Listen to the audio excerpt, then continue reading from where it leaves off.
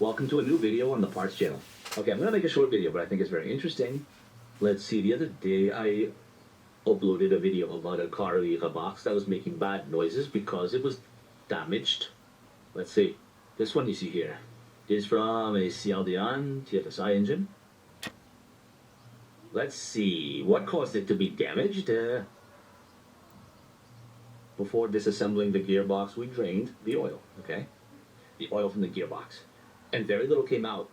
Of course, the problem here, apart from maintenance, since I've never changed the oil in my life, look at the fifth gear pinion there, you can see that it's missing internal bearings. And they have that bluish color.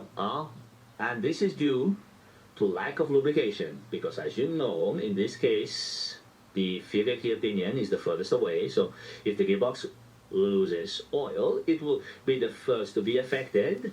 And I'm saying that this is because of not doing proper maintenance.